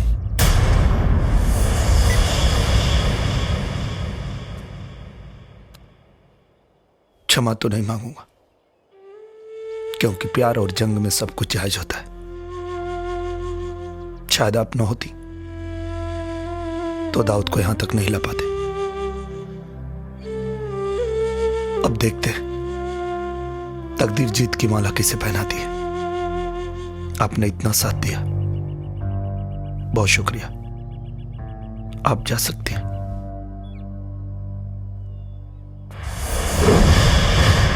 कबीर, बदनसीबी का दाग लेकर जो हाथ अब्बू और दाऊद हसन से भी ज्यादा मजबूत लगा, उसका सहारा भी नहीं मिल पाया। सहारा बनकर भी क्या कर लेंगे जब दुनिया में वही नहीं है जो हमारी दुल्हन को देखना चाहती थी। आगे क्या होगा ये तो हमें नहीं पता, लेकिन अगर उससे मिलने का मौका मिला तो जरूर देखेंगे। वो कितनी खूबसूरत थी कि उसके लिए एक आदमी सरहद पार कर गया। हिंदुस्तानी हाथ है, एक बार पकड़ लिया तो 7 जन्म नहीं छोड़ता है।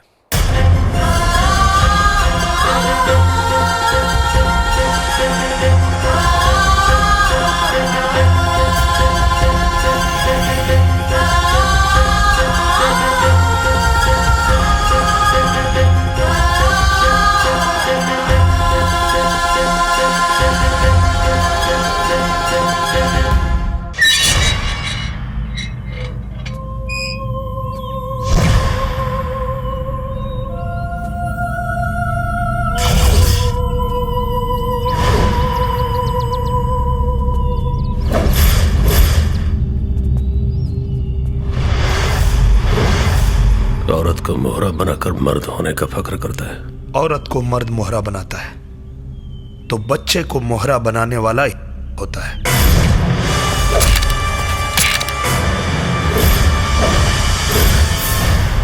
ठहरिए हसन साहब, मौत के सौदागर कभी किसी मुल्क की सियासत के बादशाह नहीं बन सकते। शहनाज! अल्लाह के वास्ते कुछ मत कहिए अब्बू। आपकी असलियत जानने के बाद हमारा भ्रम टूट चुका है कि हमारे अब्बू एक नेक इंसान है। आप तो एक दहशतगर्द हैं। ये जबान तेरी नहीं, इस काफिर की है। शहनाज, इसके बदन का खून आपके पैर का महावर बनेगा। फिर लगा दीजिए आप अपनी पूरी ताकत इन्हें मारने में, और हम अपनी पूरी ताकत लगाएंगे इनकी जान बचाने में। मुराद लड़के!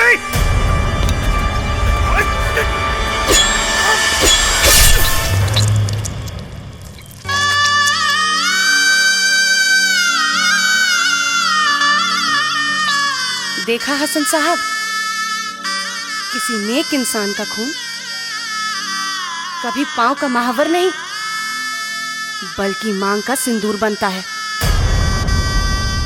अब दहेज में कफन भी तैयार रखना शहनाज। दहेज में कफन नहीं दाऊद हसन, पूरा पाकिस्तान लेके जाऊंगा।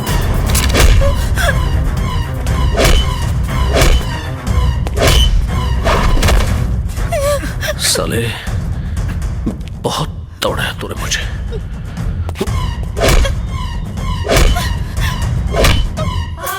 मार दाऊद हसन, और मार। इतने में थक गया तू? अभी तो तुझे और भगाऊंगा।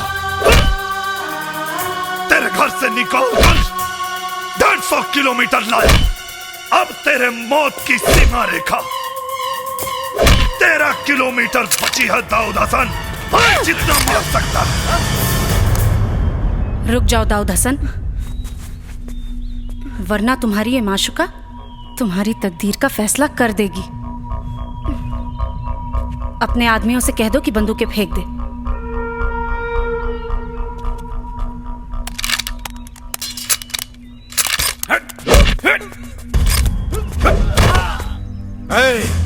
दाऊद हसन, इसने तेरी माशूका को उठा के दुल्हन बना लिया।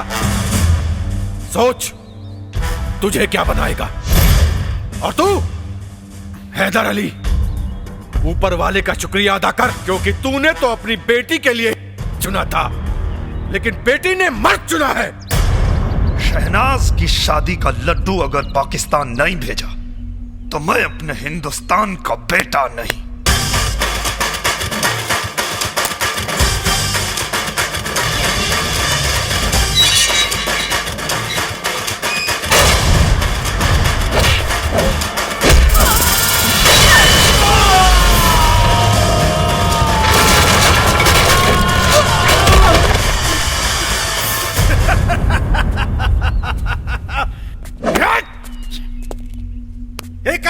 वो काफिर हिंदुस्तानी हमें ये बता गया कि जिसे हमने शेर समझा था मर्द, वो यकीनन गीदड़ है। गीदड़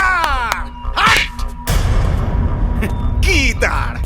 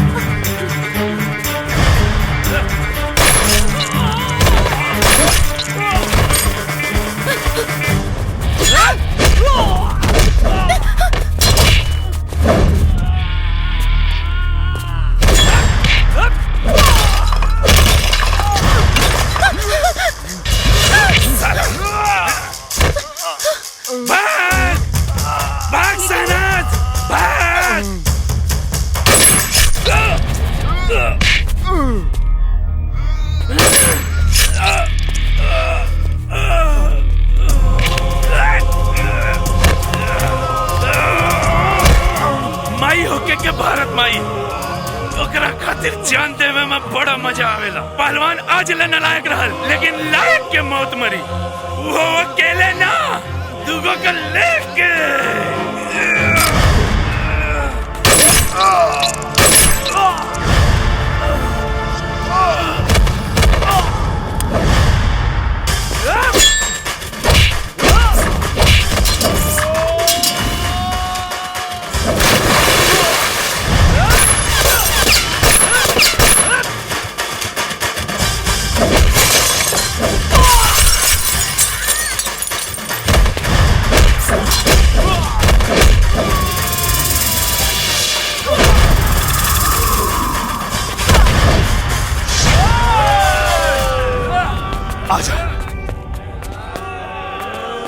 हिंदुस्तानी आज तुम सबको दौड़ाएगा और मुंह दिया पूरा हिंदुस्तान तो तेरा मुल्क बह जाएगा। शंखनाद है।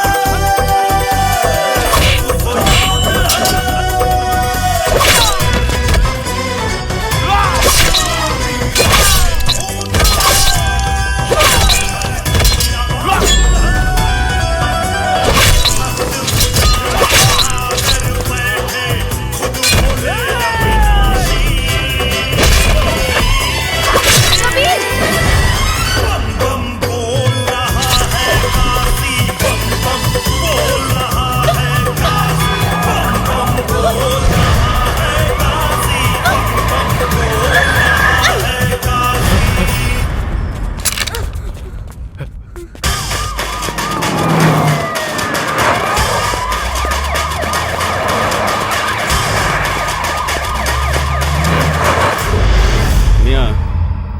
हिंदुस्तान को मेरा एक पैगाम दे देना, जिस मुसलमान का ईमान मुसलसल हो वो गद्दार नहीं होता, वफादार होता, चाहे वो हिंदुस्तान हो या पाकिस्तान।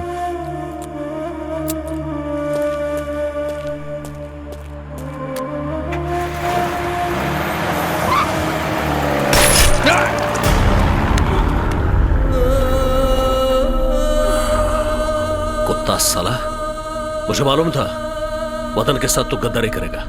तुम्हारे भी ताबूत में कील ठोक दी है हमने।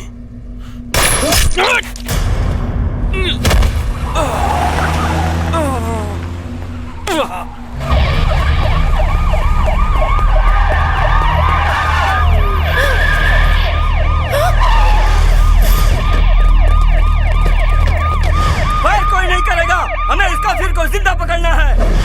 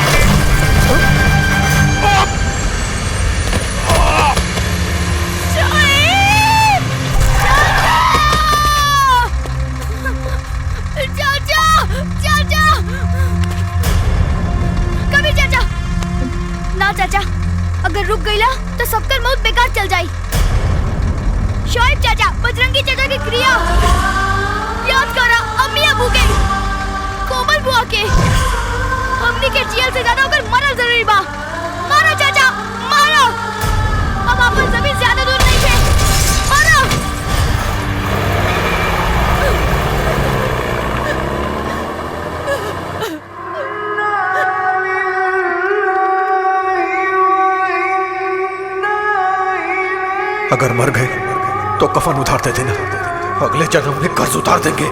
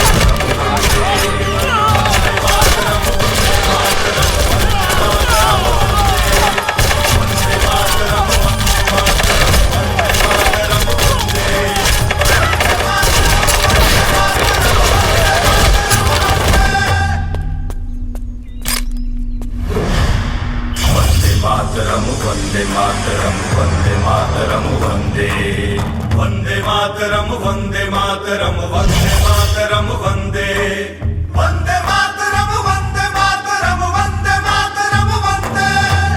दोनों देशों की सरकार इतनी निकम्मी नहीं है दाऊद हसन। तुम्हारे आने से पहले तुम्हारे गुनाहों की फाइल पाकिस्तान से हिंदुस्तान आ चुकी थी। इस मिट्टी की मजबूती को देख दाऊद हसन, तुझे तेरे घर से निकालकर इस मिट्टी में लाके पटक दिया।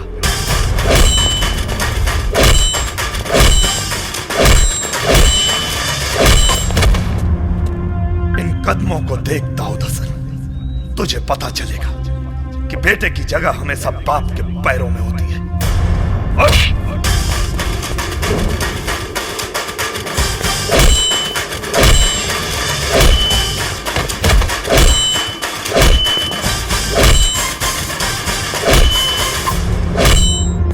तुझे तो ऐसी मौत मारूंगा कि तेरे आका जन्नत का ख्वाब देखने का हौसला नहीं करेंगे। चुप क्यों वार करते हो साले?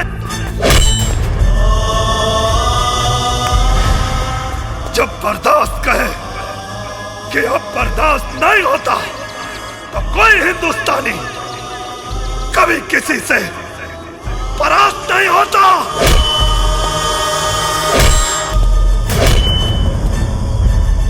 अब की जंग छिड़ी तो चेहरे का खौफ बदल देंगे। इतिहास की क्या औकात है, पूरा भूगोल बदल देंगे। लाहौर से गुजरेगी गंगा, इस्लामाबाद की छाती पे फहराएगा तिरंगा। रावलपिंडी से कराची तक सब कुछ गर्क हो जाएगा। सदियों सदियों तक तेरे जैसा शैतान नहीं होगा। कश्मीर तो होगा लेकिन पाकिस्तान नहीं होगा।